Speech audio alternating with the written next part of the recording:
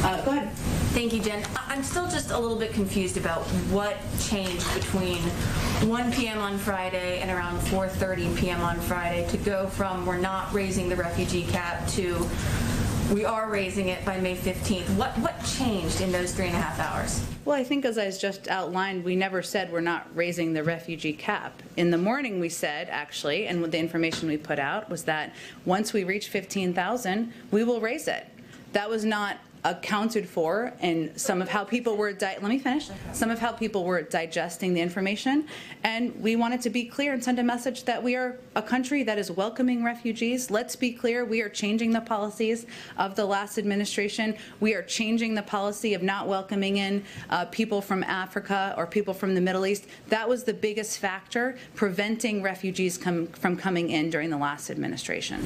So are you saying this had nothing to do with the pushback from some Democrats on Capitol Hill, from Senator Dick Durbin to Congresswoman Alexandria Ocasio-Cortez? I don't think you've articulated to me what our change in policy was. What was our change in policy from the morning to the afternoon? The executive order from Friday morning said that the admission of up to 15,000 refugees remains justified, period. And yes, there was a caveat that you could raise that cap later, but I mean, it explicitly says pretty important caveat that when we reach 15,000, a subsequent presidential determination could be made. And again, the biggest challenge,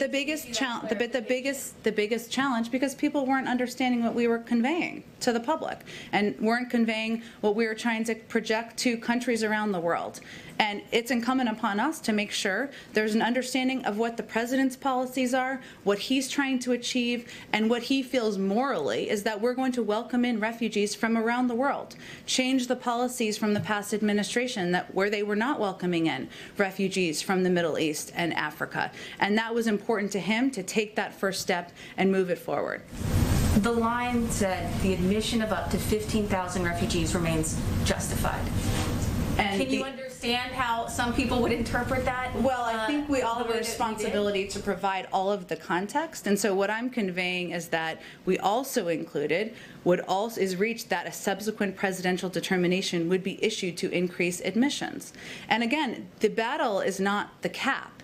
The issue has been the limitations that have been put in place in the past. We overturned those and changed those, and it was always meant to be a first step. So back to my other question, does this have anything to do with the pushback from Democrats on Capitol Hill? I don't think you've articulated what our change in policy is, so go ahead. That's not my job to do that. That's not my job to do that. It is if you're asking a question. Go ahead. I'm asking about the pushback from progressives on Capitol Hill. But what was our change from the morning to the afternoon?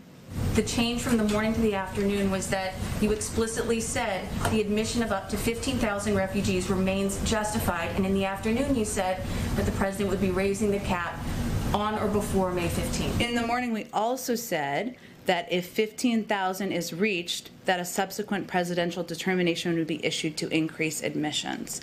That was not clearly understood. We felt it was incumbent upon us to make sure people understood and were clear that our objective was to welcome in more refugees, and we remain committed to our goal.